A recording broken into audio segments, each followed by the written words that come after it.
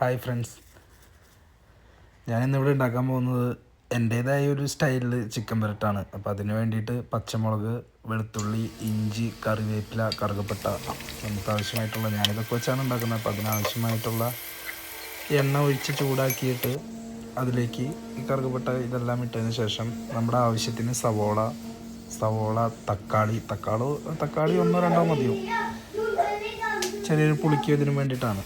ഇതെല്ലാം ഇട്ട് നമ്മൾ നോർമൽ ചെയ്യുന്നത് പോലെ സാധാരണ നമ്മൾ എങ്ങനെയാണ് വെക്കുന്നത് അതേപോലെ തന്നെ നല്ലപോലെ വരട്ടിയിടുക. നല്ലപോലെ വരട്ടിയെടുത്തതിന് ശേഷം നന്നായിട്ട് വരണ്ട് വന്നോട്ടെ. നിങ്ങൾക്കറിയാലോ, ബ്രൗൺ ഒരു കളറിലേക്ക് നന്നായിട്ട് അത് വാടി വന്നു കഴിഞ്ഞ് കഴിയുമ്പോൾ പിന്നെ അതിലേക്ക് നിങ്ങൾക്ക് എത്രത്തോളം സ്പൈസ് വേണം അത് ഓരോരുത്തർക്കാണല്ലോ. അപ്പോൾ അതിനനുസരിച്ച് മുളകും കാര്യങ്ങളൊക്കെ യൂസ് ചെയ്യുക. നന്നായിട്ട് വെന്ത് വരണം. നല്ലപോലെ വാടി വന്നതിന് ശേഷം അതിലേക്ക് നമുക്ക് പൊടികൾ ചേർത്ത് കൊടുക്കണം. അവനവൻ്റെ ആവശ്യത്തിന് ഉപ്പ് ഇട്ട് കൊടുക്കുക. നമ്മൾ ഉപ്പാരും അധികം ഇടാൻ ചാൻസ് ഇല്ല.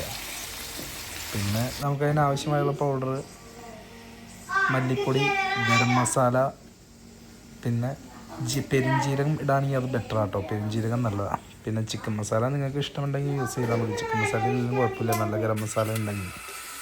പിന്നെ ലേശം മഞ്ഞൾപ്പൊടി, ഇതെല്ലാം കൂടി ഇട്ടിട്ട് ഒന്ന് മിക്സ് ചെയ്ത് കൊടുക്കുക. ഞാൻ എപ്പോഴും കുക്ക് ചെയ്യുമ്പോൾ ഫസ്റ്റ് മല്ലിപ്പൊടി ഇട്ട് കൊടുക്കാറുണ്ട്. എനിക്കെന്തോ മല്ലിപ്പൊടി കുറച്ച് കൂടുതൽ ഇട്ട് കൊടുക്കുന്നത് ഇഷ്ടമാണ്. അപ്പോൾ അതുകൊണ്ട് ഞാനങ്ങനെ യൂസ് ചെയ്യാറുണ്ട്. ഞാൻ ഫസ്റ്റ് എപ്പോഴും മല്ലിപ്പൊടി ഇട്ട് നല്ലപോലെ ഒന്ന് ഇളക്കി കൊടുത്തതിന് ശേഷം ബാക്കിയെല്ലാ പൊടികളും ഇടാറുള്ളൂ. ഞാൻ എൻ്റെ ഒരു എല്ലാവരും ചിലപ്പോൾ അങ്ങനെയായിരിക്കും, ചിലപ്പോൾ അല്ലായിരിക്കാം. പക്ഷെ ഞാൻ എൻ്റെ ഒരു ശൈലിയിൽ ഞാൻ അങ്ങനെയാണ് ചെയ്യുന്നത്. അതെല്ലാം ഇട്ട് നല്ലപോലെ ഒരു നന്നായിട്ടൊന്ന് പച്ചമണം പോയി ഒന്ന് വെന്ത് വരുന്നവരെ നന്നായിട്ടൊന്ന് ഇളക്കി കൊടുക്കുക. നല്ലപോലെ നമുക്ക് ആ സ്മെല്ല് കിട്ടുമ്പോൾ അറിയാൻ പറ്റും.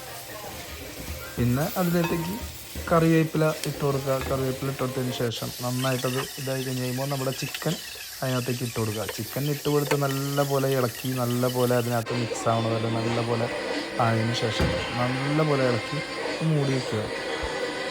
പിന്നെ കുറച്ച് നേരം ചിക്കനിൽ ഓൾറെഡി വെള്ളം ഉണ്ടാവും.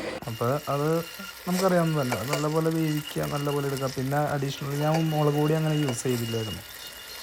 അപ്പോൾ ഇങ്ങനത്തെ രീതിയിലാണ് ഞാൻ എടുത്തത്. ഞാൻ വേറെ അധികം ഒന്നും യൂസ് ചെയ്തിട്ടില്ല. വളരെ സിമ്പിളായിട്ട് ഈസി ആയിട്ട് ചെയ്തെടുത്ത